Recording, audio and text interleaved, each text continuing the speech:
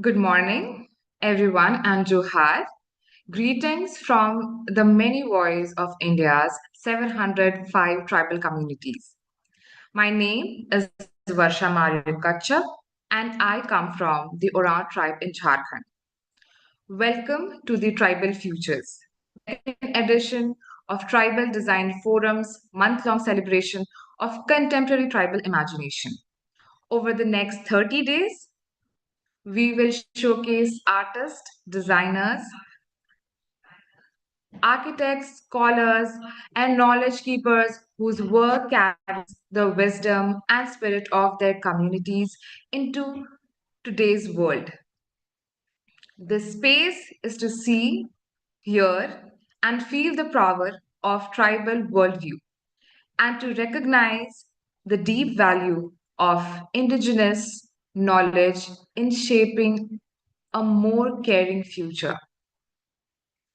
To open our celebration, we are honored to welcome Dr. Sonajharia Minz, proud Oraon from Jharkhand, global advocate for indigenous language and knowledge system, and UNESCO Chair in transforming indigenous knowledge research, governance, and rematriation. Dr. Minch is a professor of computer science at Jawaharlal Nehru University, specializing in spatial data analytics and geospatial information using AI and machine learning. She has served as a Vice Chancellor of Siddho Kano Murmu University in Jharkhand and is co principal investigator of an Asia Pacific Network project on gender focused climate change, adaptation, and disaster resilience. A respected scholar, writer, and speaker, Dr. Minch works passionately for gender justice, social justice, and the preservation of tribal language and culture. Dr. Minch is an inspiration tribal community everywhere, and we are privileged to have her open TDF with her keynote. Dr. Minch, the floor is yours. Johar, good morning, Dao Pairi, and to one and all, it is very early in the morning today to come together in this manner. But I guess this is very um, deep-seated in the practices and habits of tribals and Adivasis and indigenous communities worldwide. Our life and the cycles of life synchronize so well with nature that we wake up with nature and we try to retire with nature. And therefore, it is my proud privilege to be invited, first of all, by Tribal Design Forum and also to giving me the honor of opening the month-long celebration of tribal future, but which comes in sync with World Indigenous Peoples Day, and which has its origin in 1982. I'm wondering how many of you were born then. However, in August 9th, 1982, the United Nations Standing Committee on Indigenous Peoples and Population, it declared August 9th to be celebrated as the day of World Indigenous Peoples Day, and therefore I hope it almost feels like we could be doing the inauguration of the celebration of August 9th today in the morning of August 1st, 2025. It is again my proud privilege to be speaking on a matter to such a wide forum. I understand this forum also is like an intellectual space for for tribals from all across our country who may be anywhere in the world, and therefore this space of the digital forum is also a space not only for of the tribals from across the country, but what I'm so delighted is that it has young people, and therefore already I think today we're not only trying to envisage the future, but we want to speak into the future. And this is again my proud privilege to be with you all this early morning. Again, it has been, I guess, not a culmination, but one of the landmarks of me and my collaborator, Dr. Amy Parent, who is a professor in education in Simon Fraser University, for us to come together and have put certain thoughts and concerns that we have had, I guess, from our childhoods. And we had been listening and trying to negotiate through the changes that have been taking place or the spaces we have had been to, and therefore had been negotiating, compromising. And so our proposal put before UNESCO for a UNESCO Chair program, which is a 4-year research-oriented program, a term of 4 years. And our proposal has been granted under the title of the chair being in transforming indigenous knowledge, research, governance, and rematriation. I think we grow wiser with time, and especially interacting with our elders and who are more wise and wise people, wise men and wise women in our communities. And now that with education and technology, we are able to come together through various modes. It has been possible to interact with wise people, knowledge keepers, and also those who have also stepped into the other world, which we consider as mainstream, and especially that of education, and those who have had a taste of what universal education is all about and how it has had its objectives, agenda, and the targets, and what they have been able to achieve and what they have not been able to achieve. So having learned and interacted with such wise people who are knowledge keepers of our traditional knowledge, as well as who can be considered as those wise people who have been able to see the good of both frameworks, and who have been able to criticize also what we know as mainstream. And therefore, I think it is appropriate to also, the moment we use the phrase indigenous knowledge, we in India must be very specific to make the phrase, use this phrase, indigenous people's knowledge.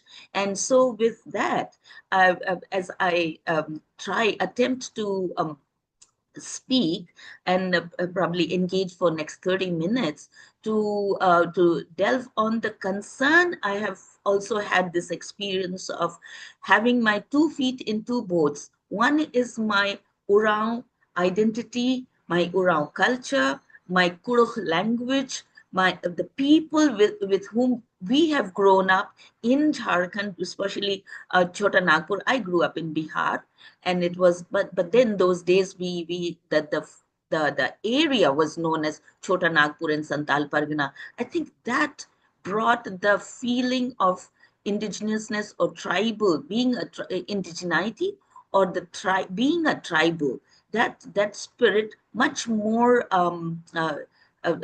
much more stronger, because Chota Nagpur and Santal Pargana, the are part of Bihar, where was a clear indication of certain peoples. We know the tribes in that area to be Chota Nagpur tribes, and Santal tribe as those who have inhabited Santal Pargana. And so I did grow up with the Munda friends.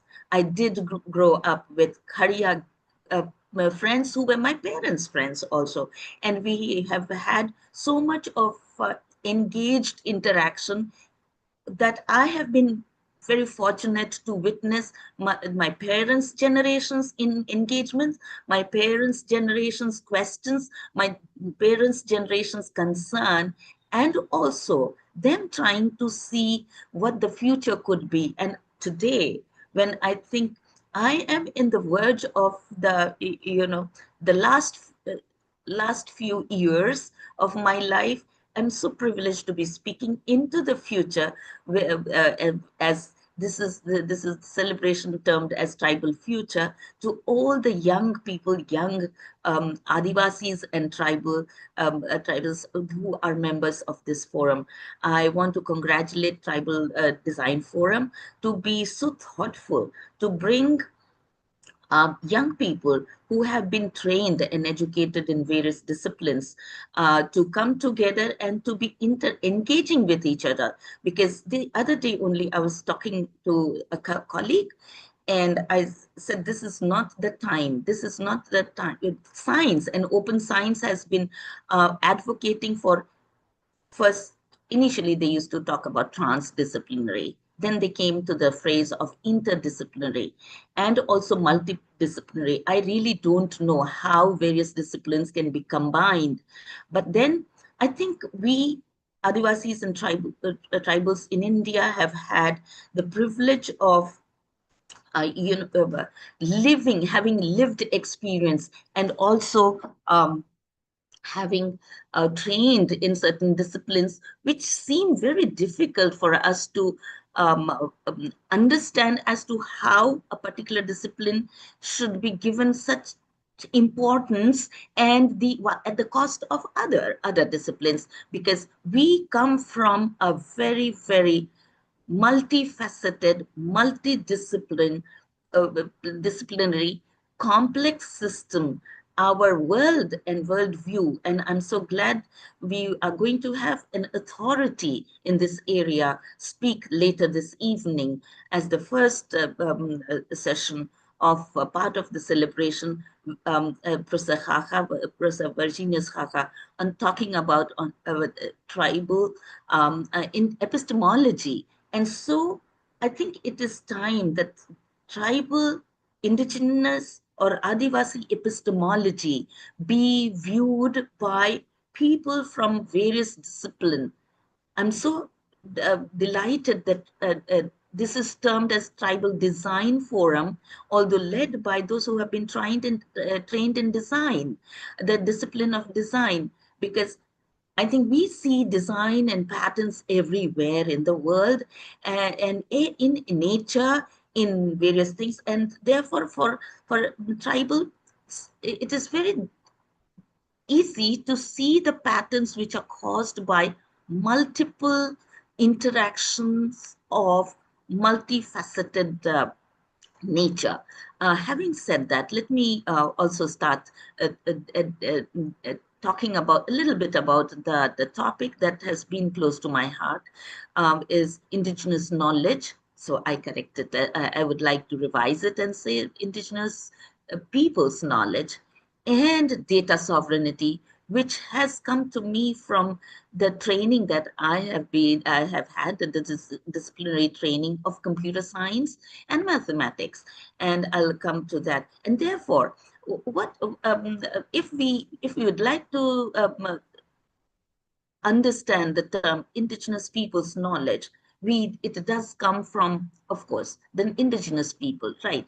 And indigenous peoples worldwide, this phrase, this was taken up at the United Nations, and United Nations Declaration on Rights of Indigenous Peoples, which was also known as UNDRIP, which was announced in 2007 in UN General Assembly, became a very, very valid and important term. So indigenous peoples. However, each country with their geopolitical and historical history of geopolitics had to see which communities in their countries could come under the ambit of or scope of indigenous peoples. And therefore, I think in India, it took a long time and our previous generation to make representations year after year to identify as to who could be the indigenous peoples of India.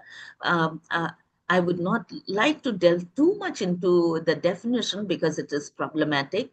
This term was universally, globally, it is about the people who have been in the land in a certain geography before the colonizers had their colony. And so, therefore, another term that we hear these days is decolonization, uh, as a process of reclaiming what existed before the colonial existence in a landmass or geography took place.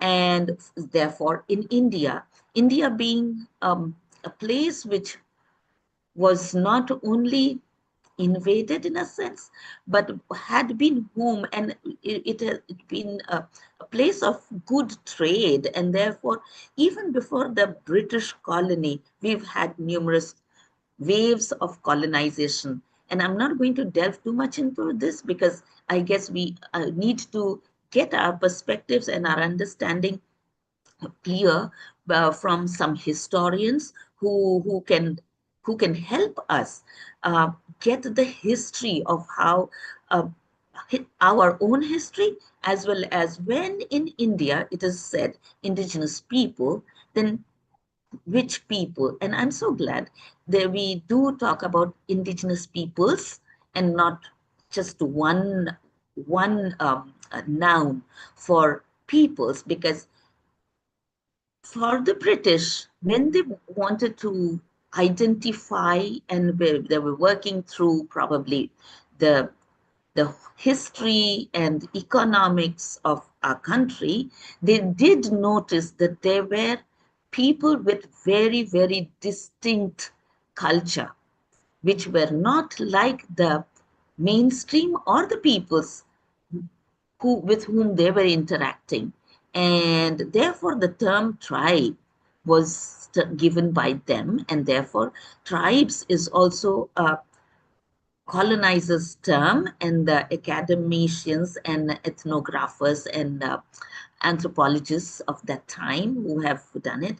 But thanks to them, this one term kind of brings us all, unites us all from across the length and breadth of Indian geography, who had that distinct culture, language, their interaction with the nature, and their ethos, the values, the way they treated nature and the way they treated each other.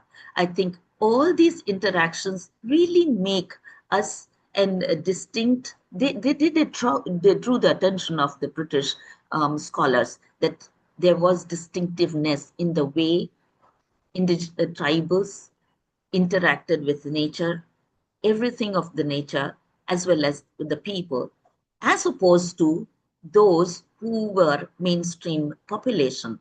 However, therefore, now that with United Nations efforts, there has been attention to indigenous people's knowledge, having recognized the amount and the kind of change and the impact, the amount of impact it has had on peoples due to climate change. I think the word sustainable and sustainability became one of the key words which is globally deliberated and is being sought after. And towards that end, the attention globally has come to indigenous peoples and the knowledge of the indigenous peoples, because indigenous communities, peoples across the globe are a living example of sustainability, irrespective of how the modern, uh, um, as well as earlier anthropologists defined tribals, the peoples, indigenous communities, aborigines, First Nation, starting with being very simple. We do not have, we or our language is only has as much as that was there to describe and take care of the nature around. I think that has been there rather than you use of resources beyond one's need. And if that flavor gives us the label of being simple, I think it is good, and I think we need to bring out the positive meaning of word simple rather than a naive. Naive is being ignorant, right?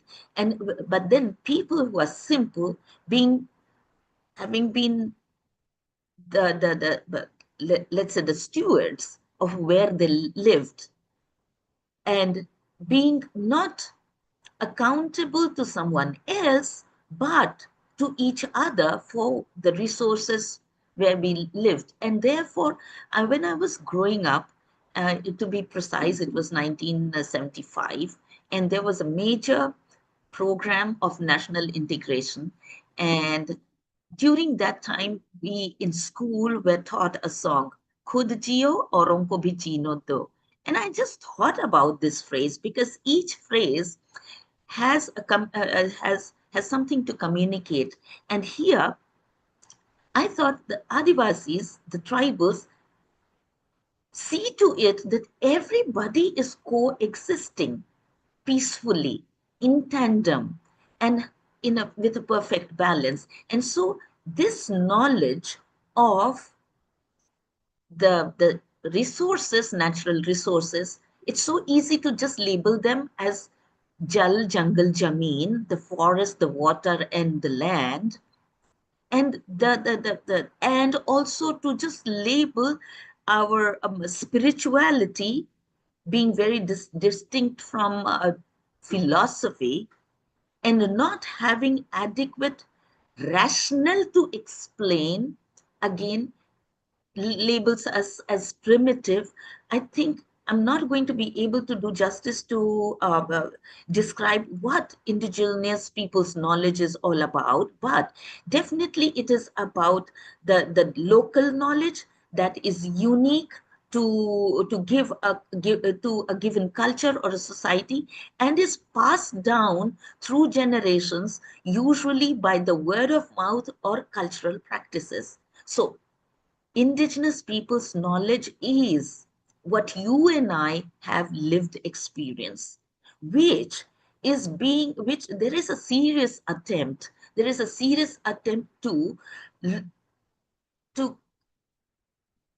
disaggregate this into the so-called departmental knowledge or disciplined knowledge. Let's say the agricultural practices, or those who study about forest, or those who even study about environment and ecological, determined as ecological knowledge, saying traditional medicine, because there isn't a written document.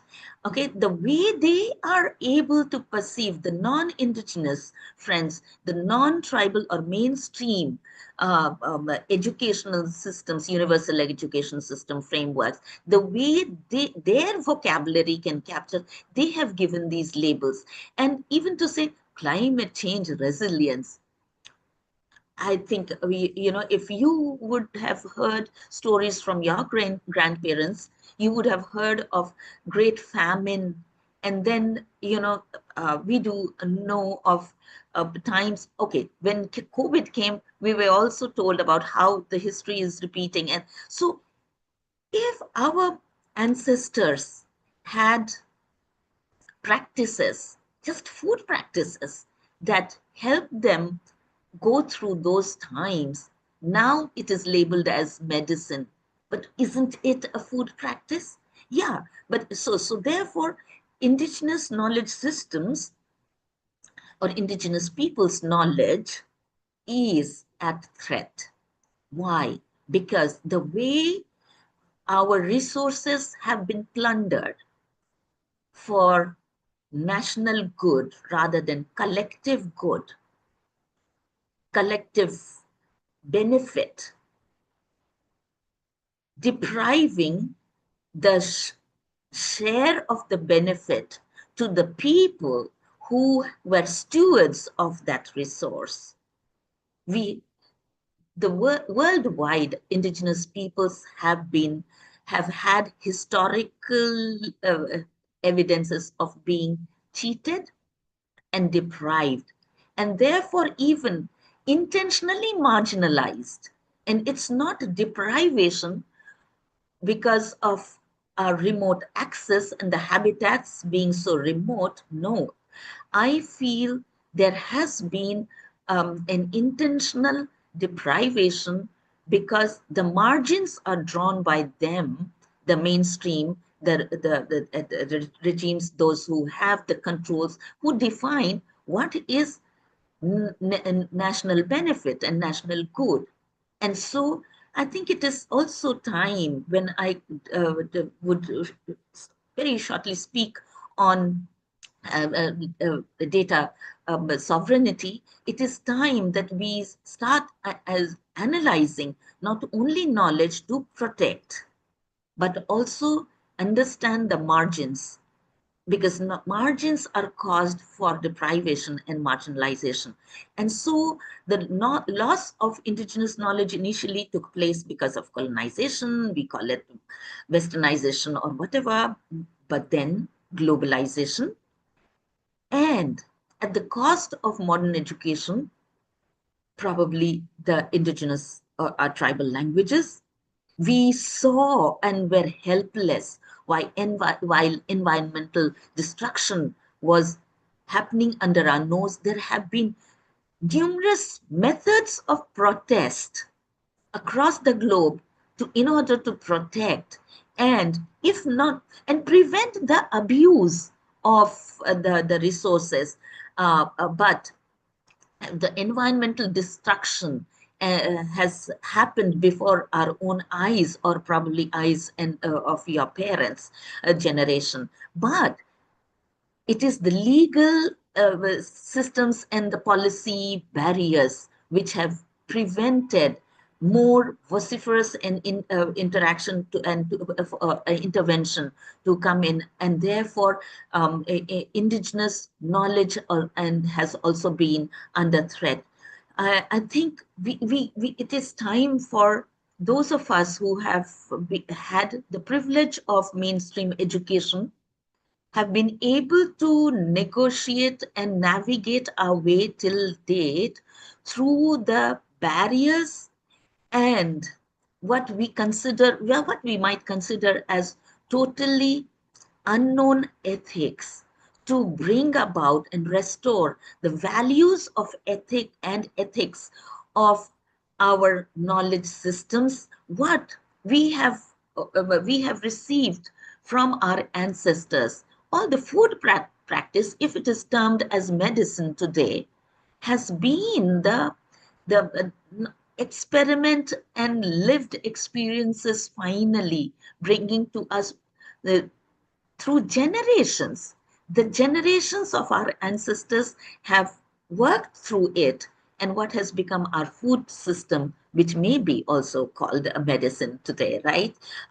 And so these knowledges, the knowledge of indigenous peoples, the way sacred places, sacred groves are revered, and not having rational presentation to reason is again considered as, you know, a kind of practice which is also not recognized as a religion, right? But why only religion? Because religion is full of rituals. No, in tribal values and ethics is not about performing rituals. It is living and maintaining things that we commit to, and with reverence to our ancestors, for giving us, having passed it down to us, right?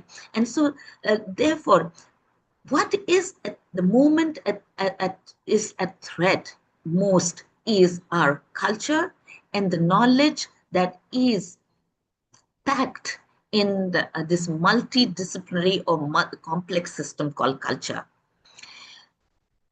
It is it our culture invasion also has been happening as anthropologists, ethnographers, historians, geographers, um, political scientists, even scientists have contributed to the invasion to our knowledge. And they have tried to interpret only from a very compartmentalized perspective.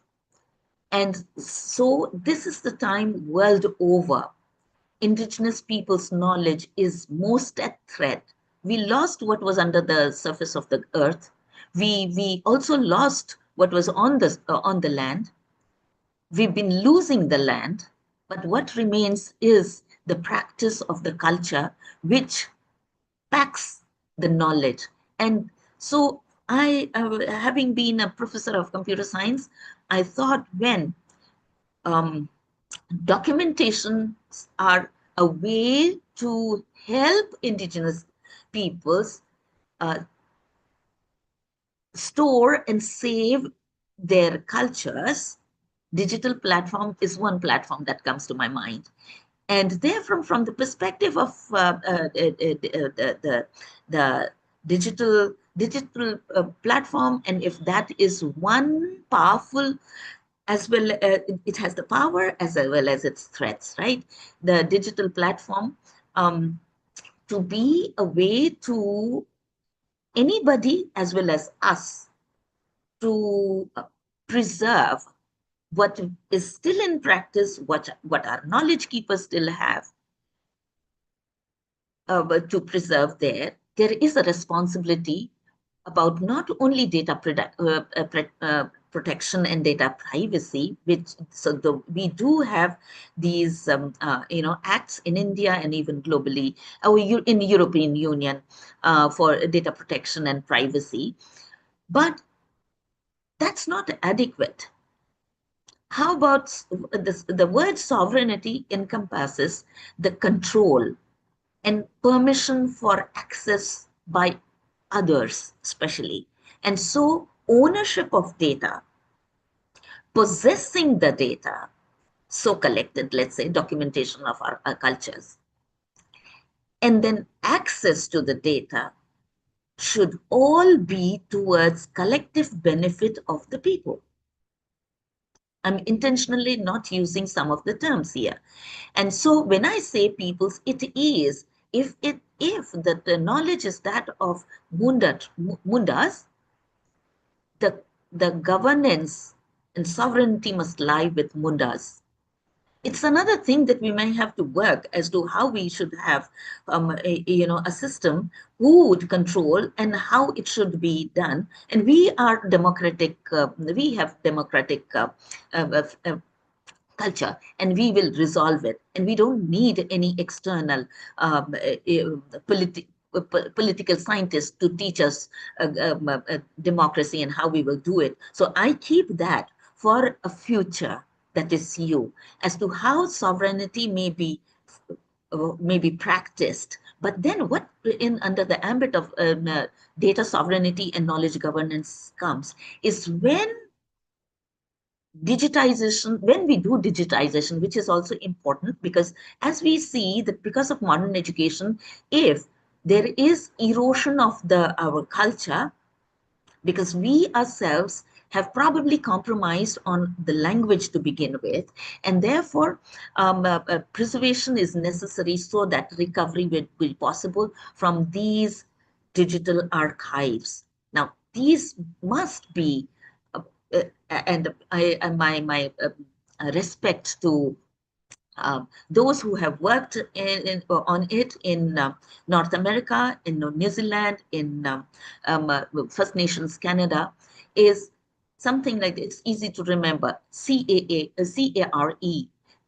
C comes is for collective benefit. A for controlled access. So you see both collective benefit also starts with C and controlled access, but here there is the term access, okay, but that should be with control.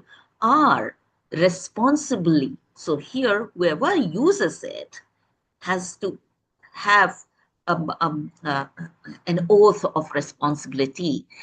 And the third being ethics, that be practiced even beyond the use and access of the knowledge.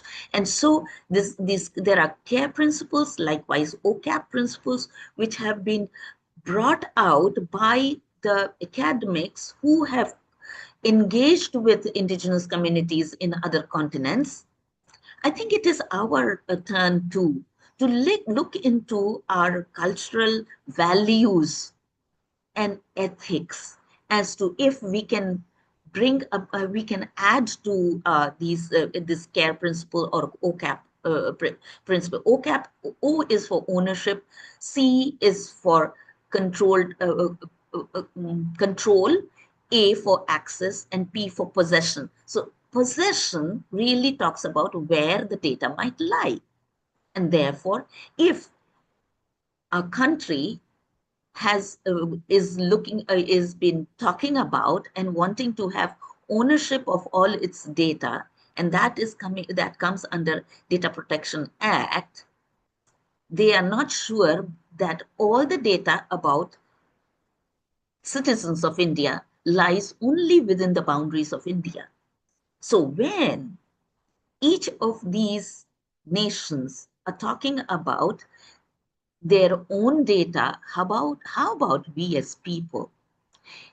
Okay, and so the ownership and possession of the data is very important, and therefore to work on systems that we may bring in systems that may be implemented in the software part of the hardware systems is the responsibility of my generation who is phasing out and your generation which is coming in. And your generation, the young people, are so equipped, and I'm so glad to know that so many young people are also in this ICT and IT and software industry. It is our responsibility of the time, because this is the call of the time, to do the needful for the sovereignty and governance of the knowledge that our ancestors have passed down, the nature, the natural resources that we were stewards were not ours, our generation, but our ancestors had preserved it, and so it was there. It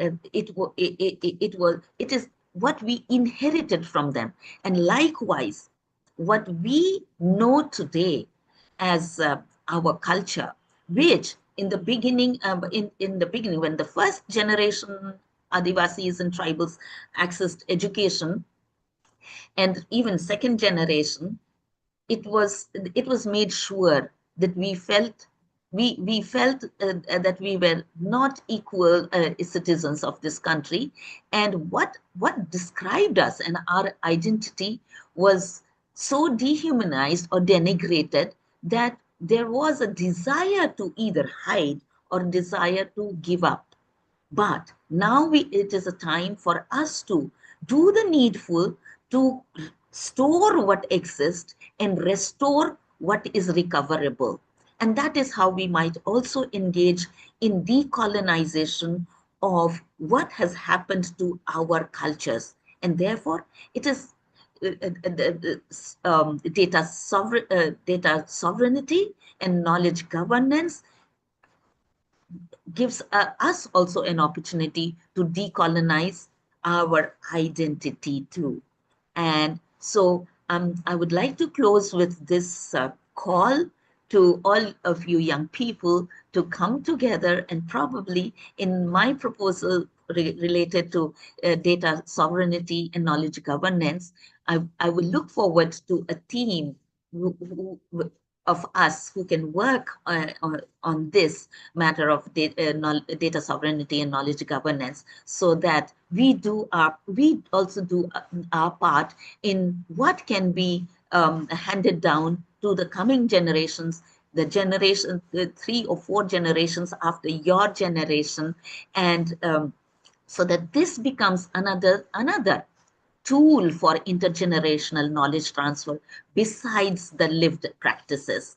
I wish to again at this time recognize all our um, tribal heroes who not only fought in history for the liberation from the colonial practices, but also those who in modern India during independence and post-independence have worked so that we are able to identify ourselves as tribals.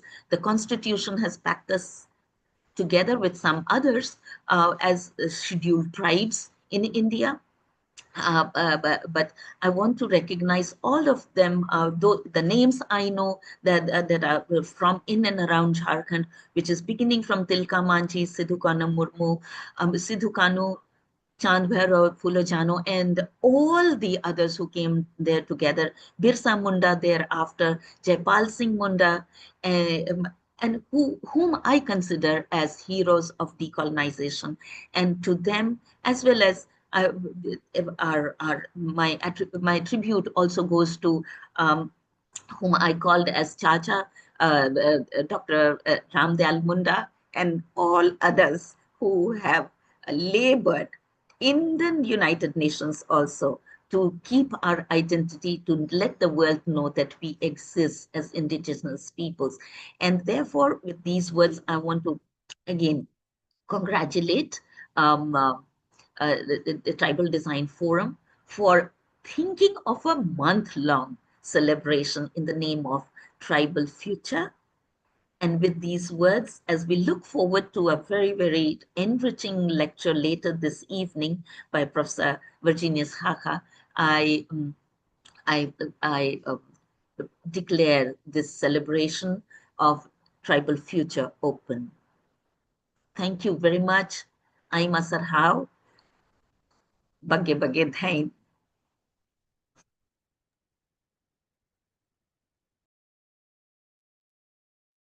Thank you so much, Dr. Minch, for your inspiring words and for reminding us that Indigenous people knowledge is not just heritage, it is the wisdom that will shape our future.